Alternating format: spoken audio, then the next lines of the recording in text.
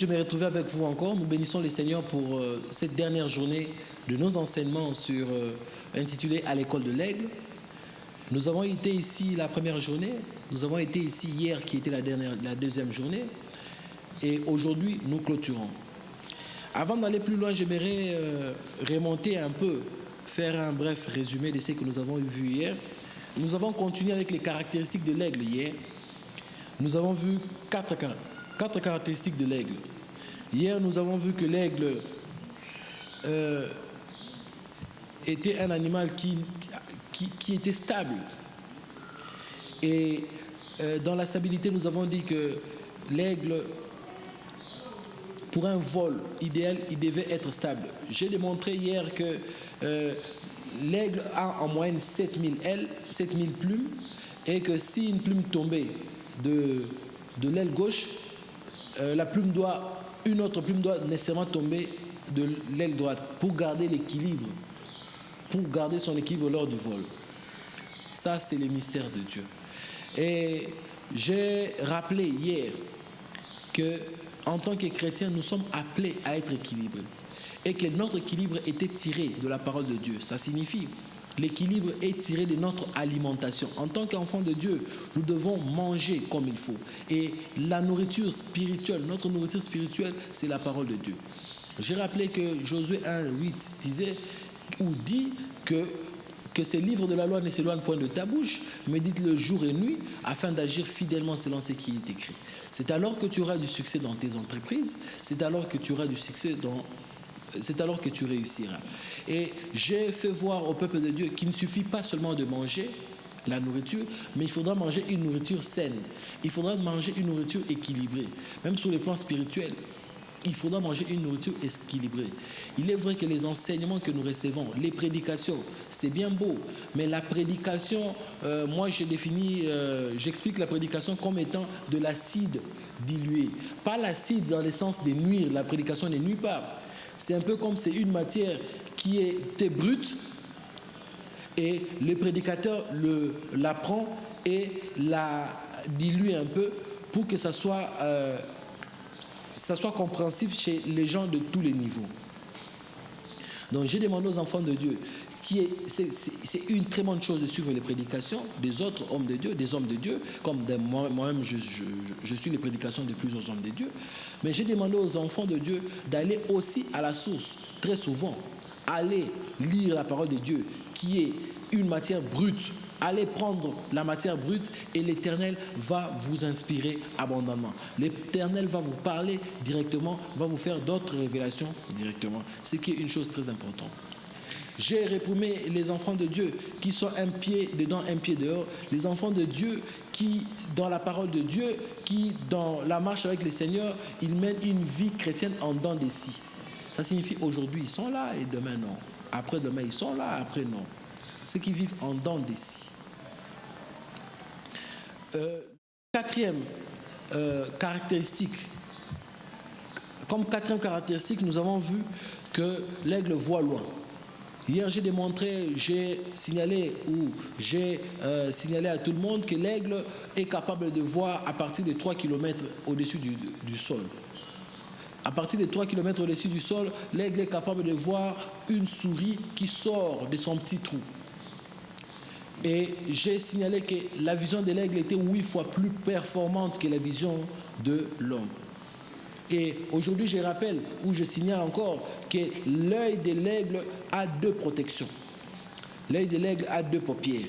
Nous avons une paupière qui est transparente, qui protège l'aigle pendant son vol de vent chaud et qui protège l'aigle par rapport aux griffes de ses proies. Et nous avons la deuxième paupière qui se ferme uniquement lorsque l'aigle dort. Donc, pour dire que nous devons protéger la grâce de Dieu, la grâce que Dieu a mis en nous. Et par rapport à la vision de loin, j'ai rappelé que Dieu était omniscient, il connaissait tout. Et nous, en tant qu'hommes de Dieu, lorsque nous venons à Dieu, Dieu nous ouvre une fenêtre dans son omniscience qui nous permet de voir ce qui décide de nous laisser voir. Et qu'en tant que serviteurs de Dieu, nous sommes en tant que serviteur de Dieu, même en tant que prophète, nous ne connaissons pas tout, nous ne savons pas tout. Nous voyons uniquement ce que Dieu nous permet de voir. Et que, en tant qu'enfants de Dieu, nous ne pouvons pas être surpris par les événements. Car la Bible me dit dans Amos 3,7 que Dieu ne fait rien sans pouvoir, sans avoir révélé son secret à ses serviteurs, les prophètes. Ça signifie que nous, lorsque nous nous accrochons à Dieu, Dieu nous donne des événements, Dieu nous prévient des événements futurs et que nous ne pouvons pas être surpris, nous ne pouvons pas continuer à être surpris. Dieu doit nous donner une longueur d'avance. Et pour qu'on ait une longueur d'avance, nous devons voir loin. C'est ça la vision de loin dont il s'agit ici. Et troisièmement, comme cinquième caractéristique, j'ai eu à dire que l'aigle exploite la tempête. La tempête dans notre vie, ce sont des difficultés de la vie qui se présentent à nous. La tempête, c'est plusieurs problèmes qui viennent à nous. Nous devons exploiter les difficultés pour grimper, pour aller au-dessus. Les difficultés ne doivent pas nous anéantir, mais les difficultés doivent être utilisées en notre faveur, doivent être des écoles de formation. J'ai évoqué le cas de Joseph. Joseph, tout ce qu'il a rencontré comme problème, c'était pour sa formation. J'ai évoqué le cas de Anne. Anne, sa stérilité, c'était pour sa formation. C'était pour que demain ou après-demain, la gloire de l'Éternel éclate. Tout ce que Dieu fait est bon, comme nous le dit Ecclésiaste 3,11. Dieu fait toutes choses bonnes en son temps.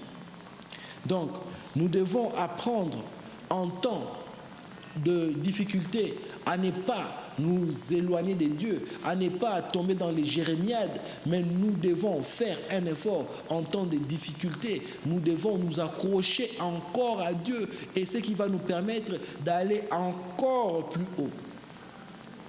La difficulté doit t'amener à chercher Dieu comme tu ne l'as jamais cherché. Mais la difficulté ne peut pas t'emmener à t'éloigner de Dieu. Si hier, avant la difficulté, tu priais seulement 1 heure par jour, mais face à la difficulté, tu dois multiplier, tu dois activer, tu dois booster ta vie de prière. Et quand tu es capable de prier pendant 3 heures en une journée, ce qui n'était pas fait hier, mais même après la difficulté, tu vas garder le seuil que tu as atteint. Donc la difficulté t'a emmené à monter. Et sixièmement, nous avons dit que l'aigle se laisse guider par le vent.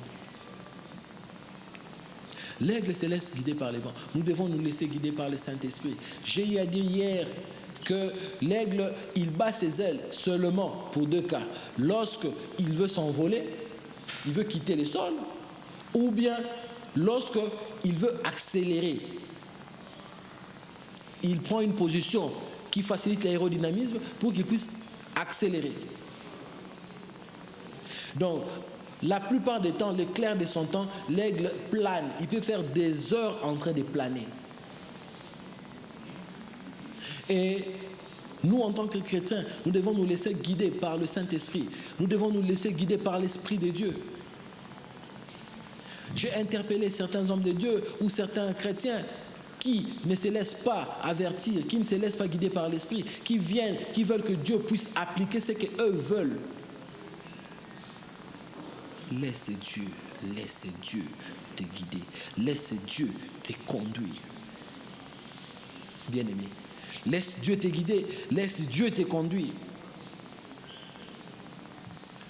J'ai rappelé qu'il était important de s'abandonner à Dieu. J'ai rappelé la notion de la foi. La foi comme moi, je la définis. Il est vrai que la Bible dit que dans Hébreux 11.1 que la foi est une ferme assurance des choses qu'on espère, une démonstration de celles qu'on ne voit pas. Dans mes analyses, dans mon intimité avec Dieu, je suis arrivé à donner une définition de la foi. Je pense que la foi, c'est s'abandonner à Dieu sans avoir un plan B. La foi, ce n'est pas demander à Dieu le mariage et avoir 3 copains à côté. C'est dire que si ce n'est pas le premier, ça sera le deuxième. Si ce n'est pas le deuxième, c'est le troisième. Ce n'est pas ça la foi. La foi, ce n'est pas demander à Dieu la réussite et être prêt à les corrompre au cas où ça ne marche pas. Là, ce n'est pas ce qu'on appelle la foi. La foi, ce n'est pas dire à Dieu, je veux des enfants dans mon mariage, ma femme a des difficultés d'enfantement, mais si ça traîne, je vais aller faire un enfant à l'extérieur. Ça, ce n'est pas ça la foi. La foi, ce n'est pas chercher le travail, dire si ça complique, je vais voir mon oncle qui est ministre, il va me pistonner quelque part. Là, ce n'est pas la foi. J'ai donné un exemple patent, éclatant de la foi, qui est Abraham, notre père. Abraham était capable, Dieu l'a appelé, Dieu lui a dit de quitter la maison de son père. Abraham était capable de quitter la maison de son père sans savoir où il allait. C'est ça même la foi. Combien d'enfants de Dieu ont cette foi aujourd'hui? L'aigle se laisse guider par le vent. Laissons-nous guider par l'Esprit de Dieu. Laissons-nous guider par Dieu dans nos activités, dans tout ce que nous faisons. Jacob était guidé par Dieu. Lorsqu'avec Laban, il se disait, moi je vais avoir... il se disait, bon, quand les animaux vont mettre bas, c'est l'animal, les petits qui seront achetés, seront à toi ou à moi, tout ça. Jacob s'est laissé guider par l'Esprit de Dieu. Il y a plusieurs exemples dans la Bible où les enfants de Dieu, ce sont les enfants d'Israël dans les déserts, ils s'est laissé guider par Dieu. Ils étaient têtus, mais Dieu leur disait, vous n'allez pas à gauche, vous n'allez pas à droite, vous faites ceci, vous faites cela. Et les têtus, vous connaissez leur sort. Lorsqu'on ne se laisse pas guider par Dieu, il y a des répercussions par rapport à notre vie, pas seulement chrétienne. Les répercussions vont au-delà de la vie chrétienne. Les répercussions vont même dans la vie civile, dans la vie de tous les jours. Et aujourd'hui, bien-aimés, nous allons parler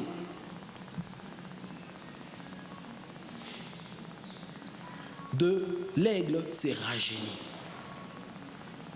Oui, j'aimerais parler du rajeunissement de l'aigle, qui est un élément très important.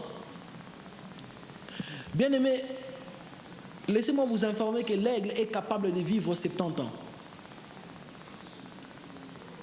Mais à condition qu'à 40 ans, que l'aigle prenne une décision. Soit l'aigle accepte de mourir à 40 ans, il meurt, et sa vie se limite là. Soit l'aigle accepte un processus douloureux de 5 mois, 150 jours, qui vont lui permettre d'être rajeuni et de vivre encore pendant 30 ans. Lorsque l'aigle a 40 ans, l'aigle, ses ailes commencent à peser. L'aigle qui vole tout en étant silencieux, en mode silencieux. L'aigle, quand il vole, les ailes commencent à siffler. Et il ne sait plus faire de surprise à ses proies. Il ne sort plus en surprise et ne les attrape plus en surprise. Ça devient difficile pour l'aigle, pour lui, de chasser. Les griffes se serrent, se courbent. Il a du mal à attraper sa proie, il a du mal à déchirer sa proie. Parce que les griffes se serrent, se sont courbées. Son bec se courbe, il a du mal à faire son travail, à chasser comme il faut. L'aigle devient lourd. Il n'est plus agile. Il n'est plus souple. À 40 ans, l'aigle a vieilli. Il doit se refaire. Alors, si l'aigle prend la décision de vivre encore 30 ans après 40 ans, que fait l'aigle? L'aigle monte dans les hauteurs. Il monte au niveau le plus élevé, sur une montagne. L'aigle, pendant 150 jours, il passe un processus de renouvellement, de rajeunissement, très douloureux. Il commence par cogner son bec contre le rocher, jusqu'à casser son bec. C'est très douloureux, très douloureux. L'aigle casse son bec et il attend jusqu'à ce que le nouveau bec puisse sortir, puisse pousser. Lorsque le nouveau bec pousse, pendant ce temps-là, l'aigle ne boit pas, il ne mange pas. Il est à jeun. Il n'a pas d'aigle, il n'a pas de bec. Comment il va manger, comment il va boire? Il casse son bec et il attend jusqu'à ce que le bec va pousser. Lorsque le bec aura poussé, après, l'aigle avec ses becs, il arrache ses griffes, crochues, courbées. L'aigle, après avoir arraché ses griffes, c'est encore très douloureux. L'aigle est obligé d'attendre jusqu'à ce que ses griffes vont encore repousser. Pendant ce temps-là, il ne mange pas, il ne boit pas. Il est à jeun. Quand le griffe pousse, il attend que les griffes poussent jusqu'à un niveau acceptable. Après, l'aigle maintenant se permet d'arracher ses plumes sur tout son corps. L'aigle arrache ses plumes, c'est 7000 plumes en moyenne. Et il attend dans le froid des hauteurs, il attend jusqu'à ce que les plumes vont pousser encore.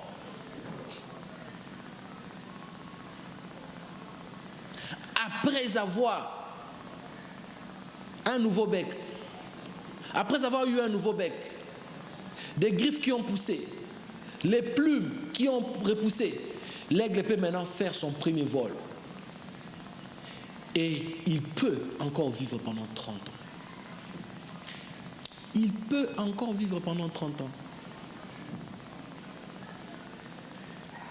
Maintenant, nous, en tant qu'enfants de Dieu, qu'est-ce que nous dit la Bible? Qu'est-ce que nous tirons de cette histoire de l'aigle? Nous allons lire la parole de Dieu. Nous allons lire dans Ésaïe 40, 30 à 31. C'est un passage que nous avons commencé à lire depuis le début. Nous lisons Ésaïe 40, 31 directement. La Bible me dit, je lis au nom du Seigneur, « Ceux qui se confient en l'Éternel renouvellent leur force. » Ceux qui se confient en l'Éternel renouvellent leur force. Ils prennent le vol comme les aigles. Ils courent et ne se lassent point. Ils marchent et ne se fatiguent point. Dans le psaume 103, le verset 5, la Bible me dit, c'est lui qui rassasie des biens ta vieillesse, qui te fait rajeunir comme l'aigle. C'est lui qui te fait rajeunir comme l'aigle. Il te fait rajeunir comme l'aigle. Et vous allez vous rendre compte que dans Ésaïe 40, 31, la Bible me dit, ceux qui se confient en l'Éternel renouvellent leur force. La Bible ne me dit pas ici que ceux qui se confient en l'Éternel, Dieu renouvelle leur force. La Bible me dit ceux qui se confient en l'Éternel renouvellent leur force. Ça signifie l'effet de se confier en Dieu fait que eux-mêmes, ils sont capables de produire quelque chose qui va permettre qu'ils puissent renouveler leur force. C'est ce qui est arrivé, ou c'est ce qui arrive avec l'aigle. Il renouvelle sa force. Enfant de Dieu, ça fait 30 ans que tu es dans les ministères. Quand tu as commencé, tu étais très léger. Quand tu as commencé, tu étais très souple. Tu cherchais Dieu à fond. Tu allais dans les hauteurs. Et 10 ans de ministère après, 5 ans de ministère après, qu'est-ce qui t'arrive? 5 ans de ministère après, qu'est-ce qui t'arrive? Tu es devenu lourd. Tu es devenu lourd, très lourd même. Tu es devenu lourd, très lourd. Toi qui étais souple, très attentif à l'oreille du Seigneur. Toi qui priais 3 fois par jour, 4 fois par jour, tu priais même pendant 8 heures en une journée. Tu donnais à Dieu la dîme de ton temps. 2 heures, 24 minutes par jour. Aujourd'hui, où tu en es, tu es lourd. Tu as besoin d'être rajeuni. Tu as besoin de rajeunir cette force en toi. Tu en as besoin. Tu en as besoin. Bien-aimé dans le Seigneur, tu en as besoin. Même les véhicules, après un temps, un kilométrage bien donné, il faudra, après un kilométrage bien donné, il faudra faire ce qu'on appelle un entretien. Il faudra que tu fasses un entretien. Il faudra que tu fasses un entretien. As-tu déjà fait un entretien? Homme de Dieu, tu es lourd maintenant dans les ministères. Toi qui de temps en temps cherchais Dieu, tu es lourd maintenant. Dieu veut que tu te rajeunisses. Dieu veut que tu te rajeunisses. Prends un temps, fais un break, cherche Dieu. Dis à Dieu de te oindre encore et encore. Dis à Dieu de te renouveler. Dis à Dieu que tu veux renouveler la force. Parce que tu t'es confié en lui. Tu veux renouveler cette force. Que Dieu renouvelle cette force en toi. Que Dieu renouvelle cette force en toi, bien-aimé. Toi-même. Le psaume nous dit, c'est lui qui te fait rajeunir comme l'aigle. Le psaume 103, le verset 5, nous dit, c'est lui qui te fait rajeunir comme l'aigle. Mais Ésaïe 40, 31 nous dit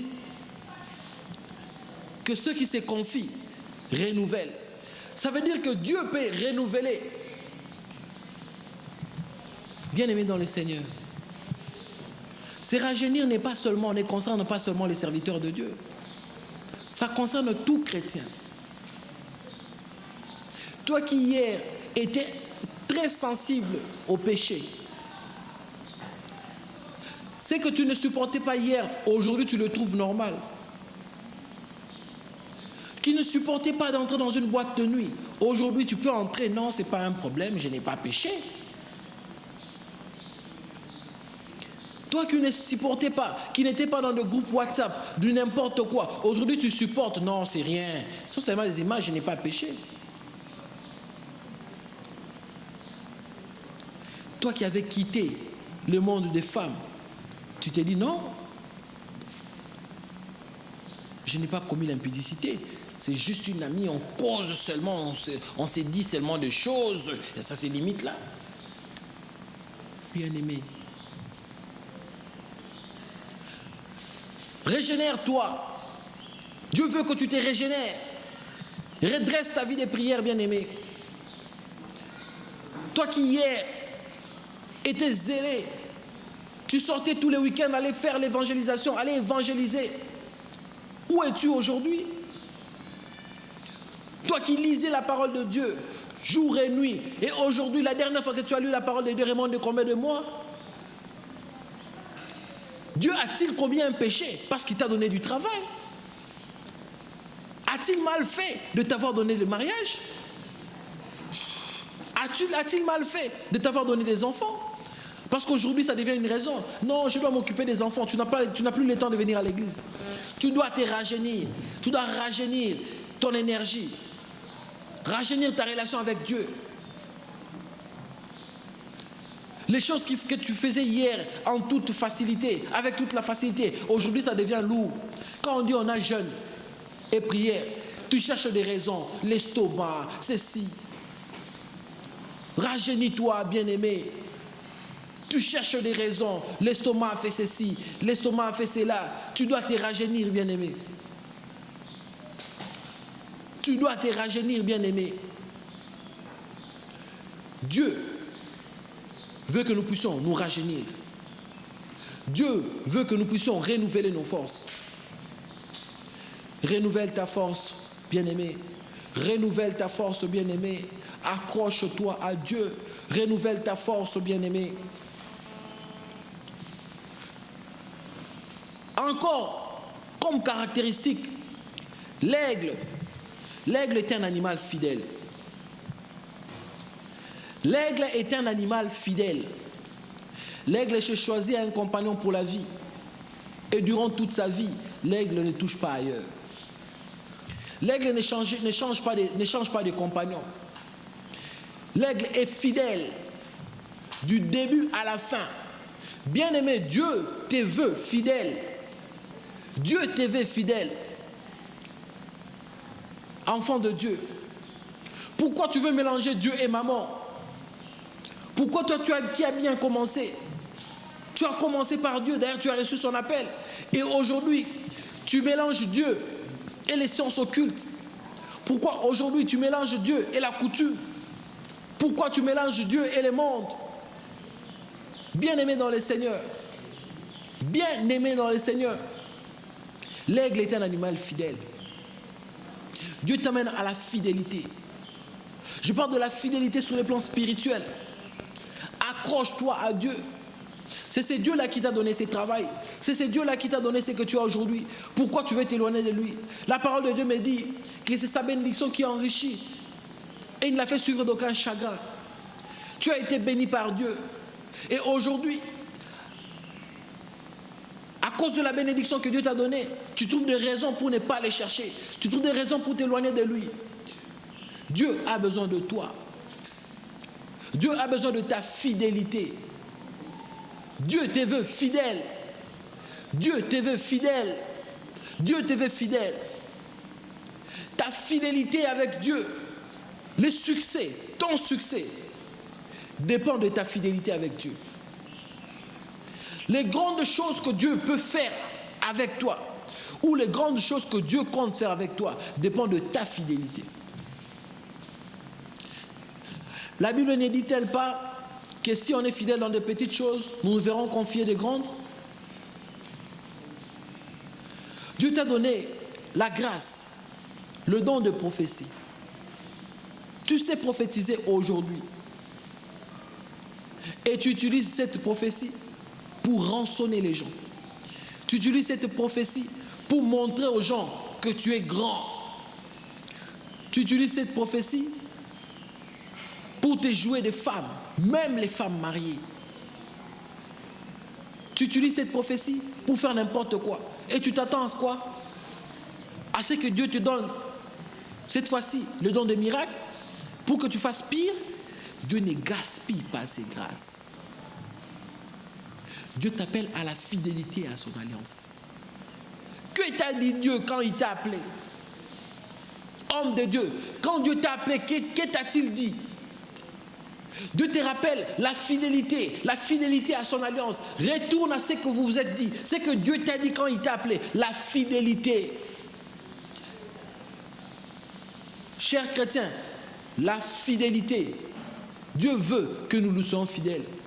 Ne te tourne pas, ne promène pas les regards inquiets vers le monde, vers maman.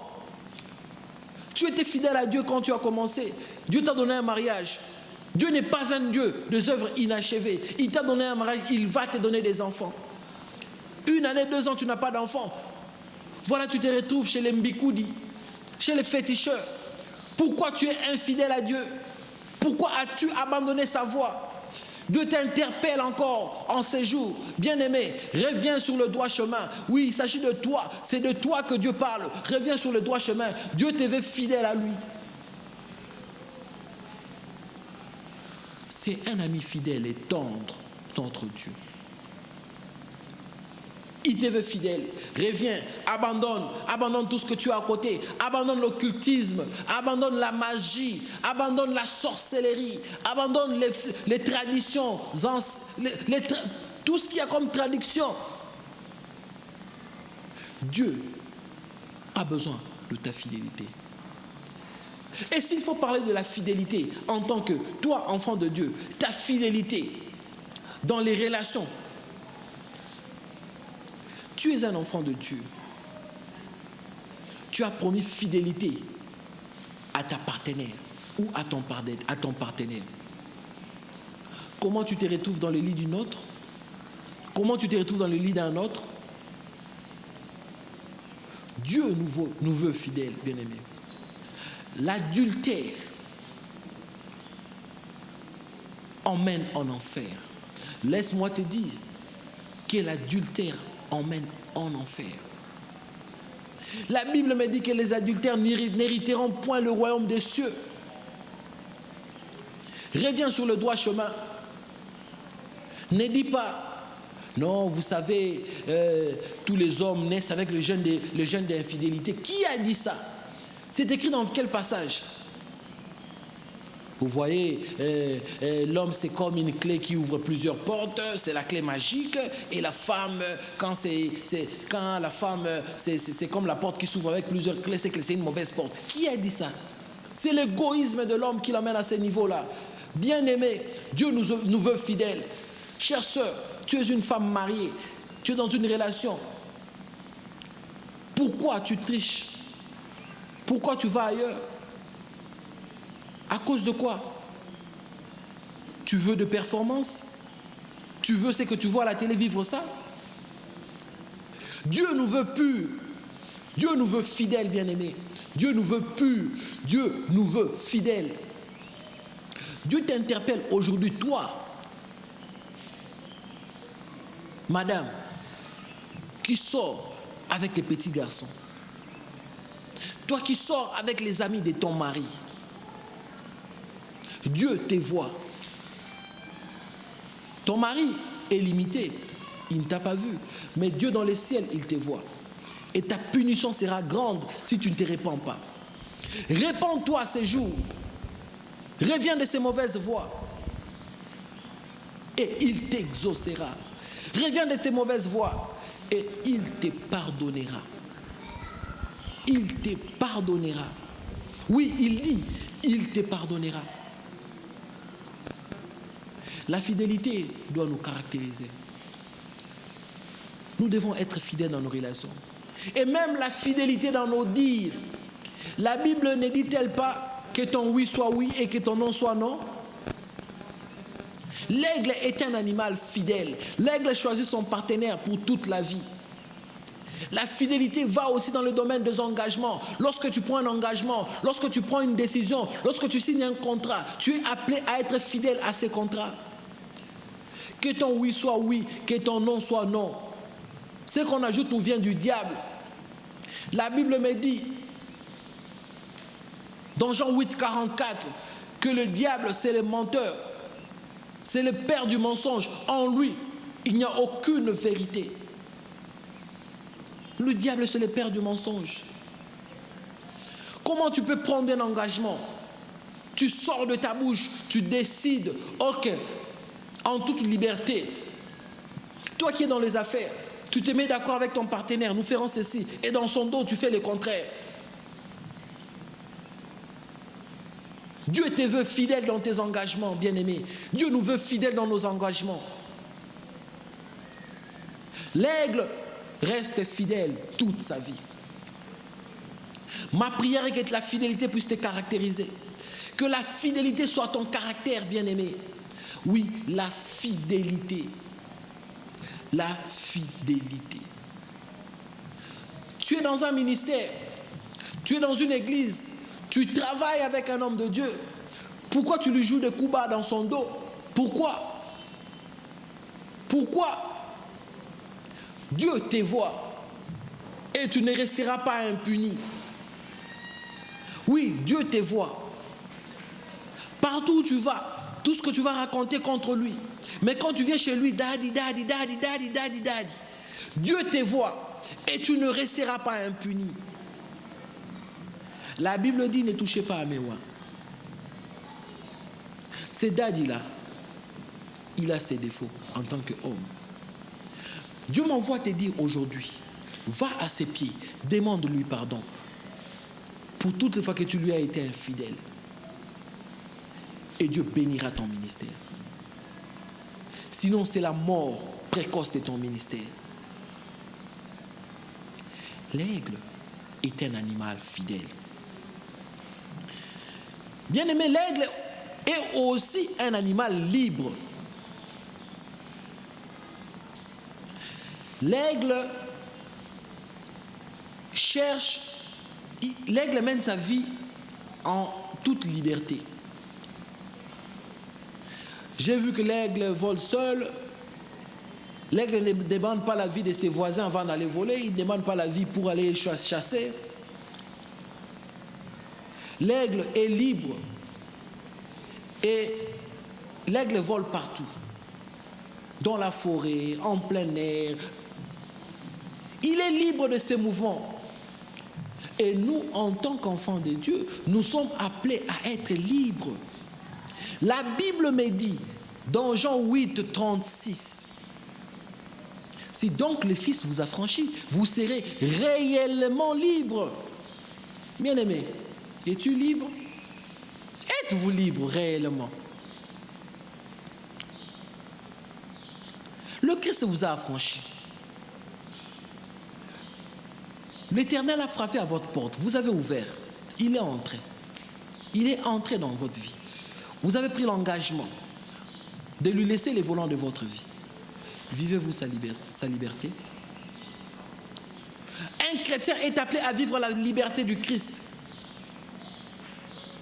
La liberté. Un chrétien n'est plus sous l'oppression.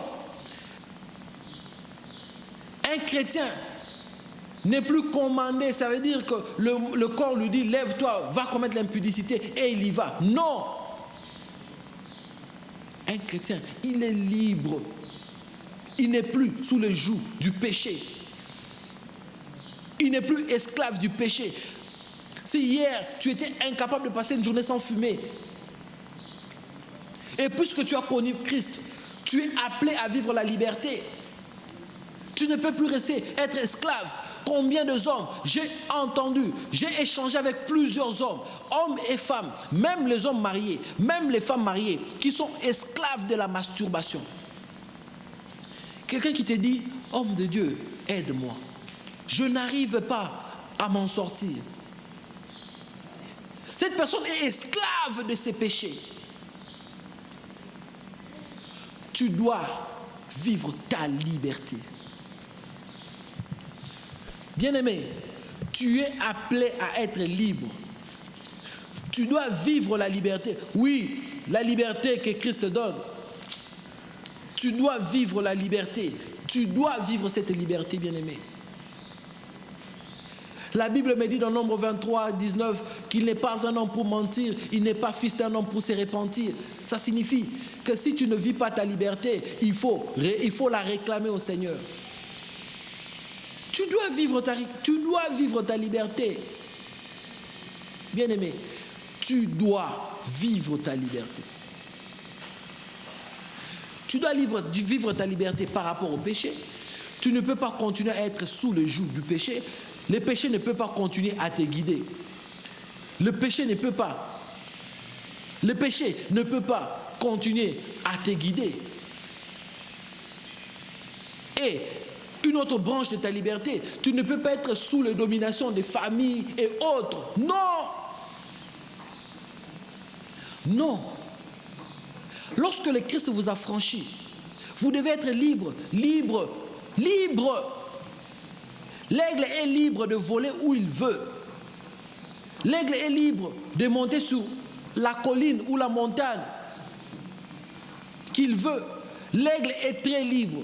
Vous devez être libre. Vous ne pouvez pas vivre la pesanteur de la famille.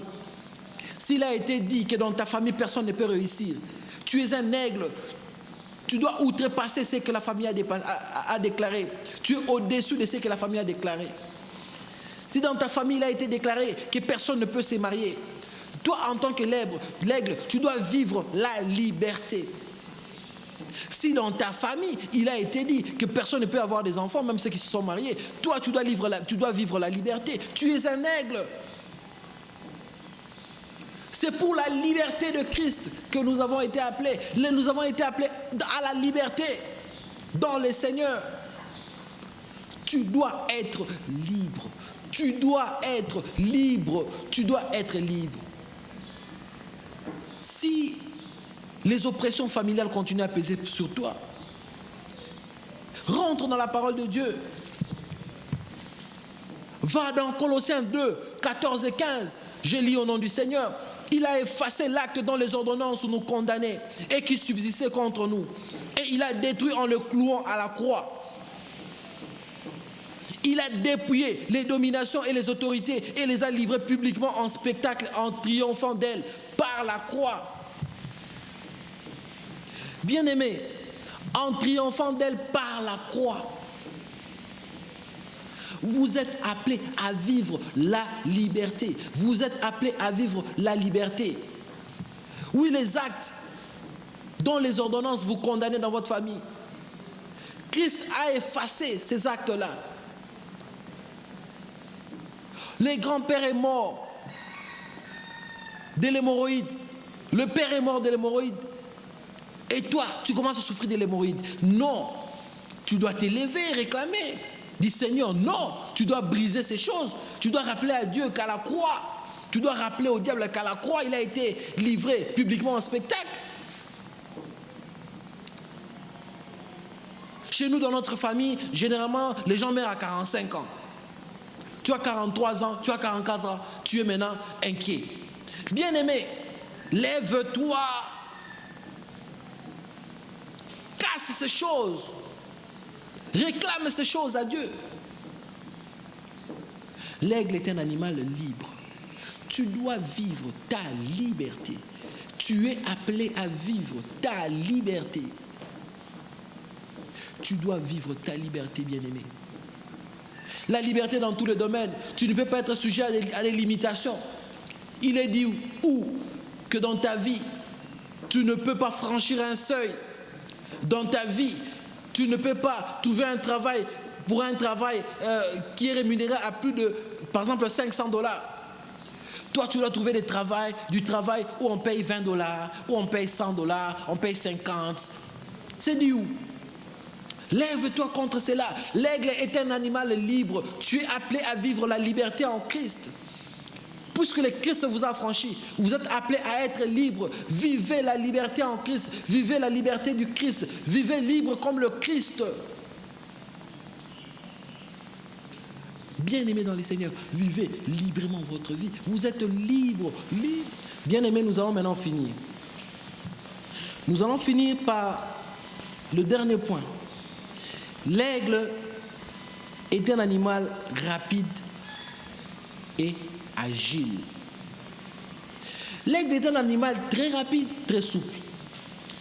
Laissez-moi vous dire que l'aigle est le deuxième animal le plus rapide au monde, après les faucons. Les faucons qui fait 380 km/h. L'aigle va jusqu'à 320 km/h. L'aigle, lorsqu'il vole et qu'il voit sa proie, il veut l'attaquer. L'aigle se serre ses plumes, serre ses ailes et accélère sa vitesse. Il descend en piqué. Et en piqué, l'aigle atteint jusqu'à 320 km/h. Et généralement, les animaux, le lapin, le lièvre et les autres font du 70, 80 km. Même ceux qui vont au-delà, qui font du 100, du 120. L'aigle qui fait le 380, il a 90% de chances d'attraper sa proie. L'aigle est très agile. Dans les plumes ou les ailes de l'aigle se terminent, au bout des ailes de l'aigle, il y a des plumes qui ressemblent à des doigts écartés. Ce sont ces plumes qui permettent à l'aigle de changer facilement de position. L'aigle est très souple, il est agile malgré son poids, qui peut aller jusqu'à 5 kg, à 7 kg, avec son envergure qui va jusqu'à 2,5 mètres. l'aigle est capable de changer en un temps record de position. Très souple. C'est grâce à son agilité, grâce à ses plumes. Et sa vitesse, c'est grâce à tous ces éléments qui entrent en ligne de compte. Qu'est-ce que nous tirons, nous, enfants de Dieu, par rapport à cet élément? Dieu veut nous emmener à comprendre que nous n'avons pas du temps à perdre. Nous n'avons pas du temps à perdre. Lorsque nous avons un objectif que nous nous sommes assignés, allons-y à fond. Lorsque nous savons que Dieu agrée ses projets, donnons-nous à fond jusqu'à atteindre cet objectif. Laissez-moi vous informer que l'aigle dans sa vitesse, quand l'aigle atteint sa vitesse maximale de 320 km/h, il suffit que l'aigle puisse rater sa cible. S'il se cogne contre un objet, c'est pratiquement sa mort. C'est très fatal cette chute-là. Imaginez un objet de 5 kg qui descend à une vitesse de 320 km et qui s'écrase par terre. Et vous avez des objectifs que vous vous êtes assignés. Travaillez, restez focus sur vos objectifs. Ne vous éparpillez pas. Ne suivez pas plusieurs choses à la fois. Il est vrai que l'aigle, par rapport à sa vision, l'aigle a la possibilité de suivre deux objets au même moment avec son œil. Oui. Mais ici, je suis en train de parler de la vitesse et de l'agilité de l'aigle. Ça signifie, lorsque tu descends, tu as ta cible, focalise-toi sur ta cible, accélère et va jusqu'à atteindre ta cible. Ne te laisse pas distraire, bien-aimé. Ne te laisse pas embrouiller dans ta marche. Soyons des hommes objectifs, soyons agiles. L'agilité veut que nous soyons souples. L'agilité nous emmène à être stratèges. Bien-aimé, tu as fixé des objectifs. Mais tu sais que toutes les fois que tu passes par telle voie, tu tombes, tu n'arrives pas à atteindre ton objectif. Change de voie. Tu as décidé de marcher avec Dieu, de faire telle ou telle autre chose. Mais toutes les fois que tu vas par le canal de cette sœur-là, tu tombes dans le péché, tu tombes dans l'impudicité. Pourquoi tu dis aujourd'hui je vais résister? Tu y vas encore. La Bible nous dit, dans 1 Corinthiens 6, 18, fouillez l'impudicité. La Bible me dit de résister au diable et il fuira loin de moi. Mais concernant l'impudicité, la Bible me dit de fuir. Sois un stratège. Toutes les fois que je fais cette stratégie, ça ne marche pas. Fais autre chose, change. C'est ça, être agile, être capable de changer de camp, de changer de mouvement. Même dans la boxe, les boxeurs vont vous dire, quand ils sont sur le ring, ils sautillent, ils dandinent. Un boxeur qui ne saute pas, qui n'a pas la cadence, il est facilement touché. Il faut être prêt à esquiver le coup. Bien-aimé dans le Seigneur, sois prêt à changer de cap, aller de gauche à droite, pourvu que ce soit dans le camp, ce soit ce que l'Éternel te demande de faire. Dieu peut te dire, aujourd'hui tu iras à gauche, et au milieu il dit, rentre, va à droite. Obéis, bien-aimé. Soyons agiles, soyons souples dans l'œuvre du Seigneur. Et par rapport à la vitesse, gardons notre vitesse, soyons focus sur ce que nous voulons. Travaillons pour atteindre les objectifs que nous nous sommes assignés, les objectifs validés par le Seigneur. Tu es un homme d'affaires. Apprends à gérer ton temps. La Bible me dit dans Ecclésiaste 3 que chaque chose a son temps. Il y a un temps pour rire, il y a un temps pour pleurer. Il y a un temps pour s'aimer, il y a un temps pour récolter. Il y a un temps pour naître, il y a un temps pour mourir. La gestion de ton temps doit être un élément capital, enfant de Dieu. Toi, enfant de Dieu, tu dois apprendre à gérer ton temps. La Bible me dit, il faudra que j'apprenne à gérer mon temps, car les jours sont mauvais. Apprends-moi à compter mes jours, Seigneur. Nous devons apprendre à gérer notre temps. Nous devons apprendre. Oui, tu descends dans la vitesse. Oui, tu descends dans la vitesse, mais tu vas où? Beaucoup vont vite, mais nulle part. Mais nous devons aller vite et à un endroit bien précis. Dieu t'emmène dans le sérieux dans ce que tu fais. Dieu t'emmène dans le sérieux dans l'œuvre du Seigneur. Dieu t'emmène dans le sérieux dans ta vie chrétienne. Apprends à être sérieux avec Dieu.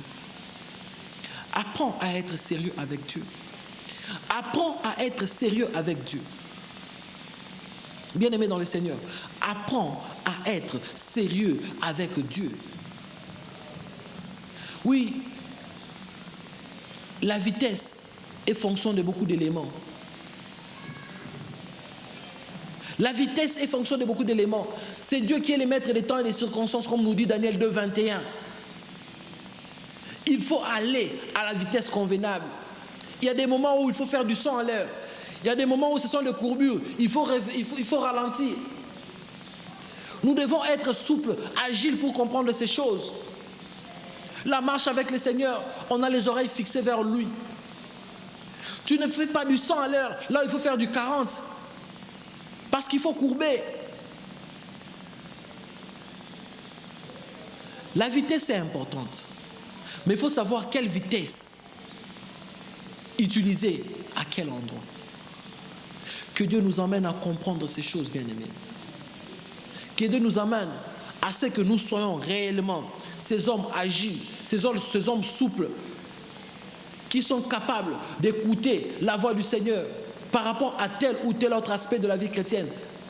Dieu nous veut sérieux dans ce que nous faisons. Dieu nous veut sérieux dans la vitesse.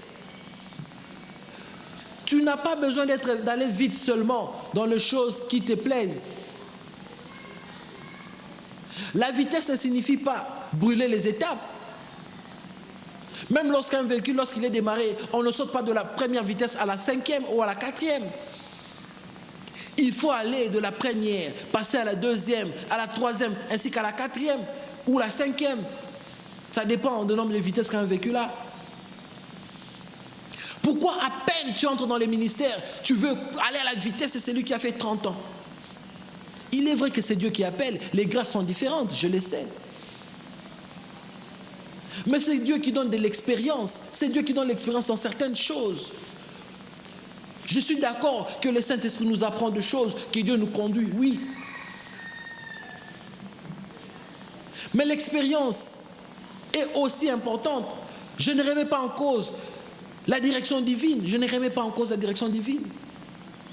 Josué a été choisi par Dieu pour succéder à Moïse. Josué avait l'expérience. Josué a marché avec Moïse. Josué savait, quand Dieu lui dit dans Josué 1,7, il dit: ne te détourne ni à gauche ni à droite de la loi de Moïse, parce que Dieu savait que Josué connaissait la loi de Moïse.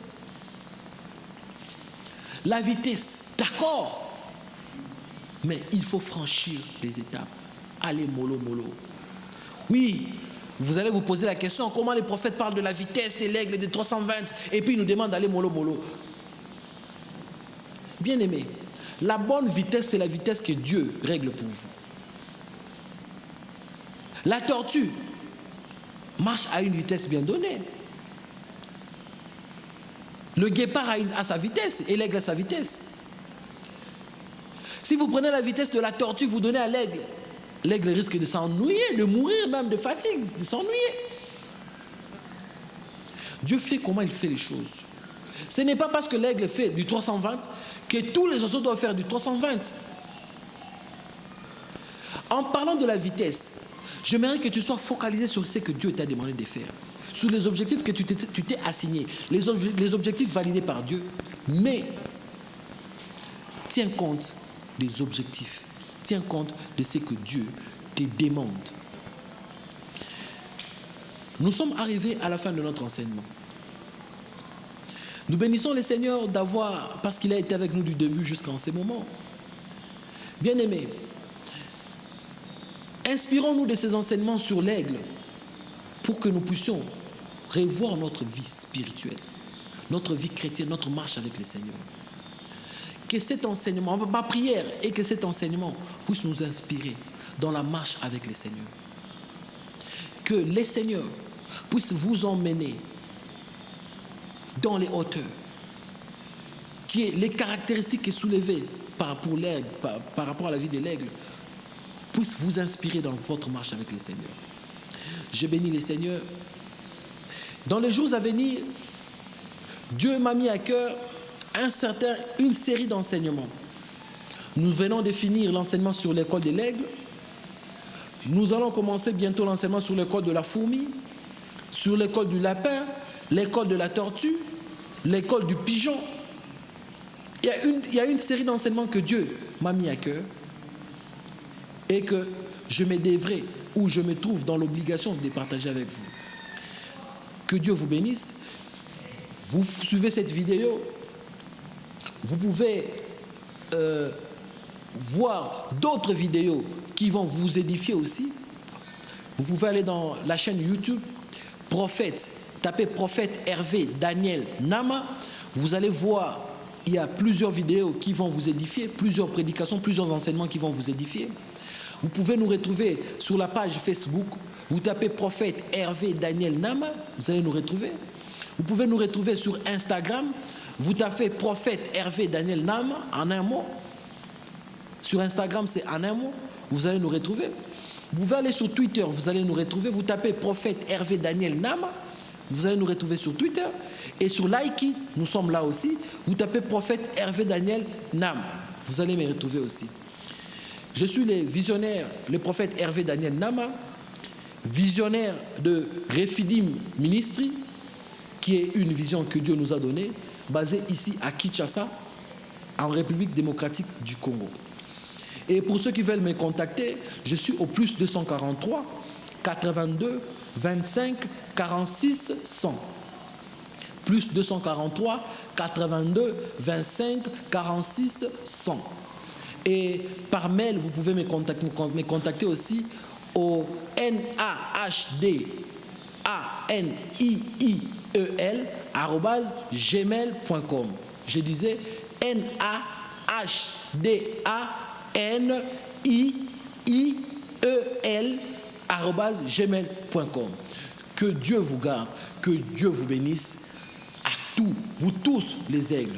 Que la paix du Seigneur soit avec vous. Amen.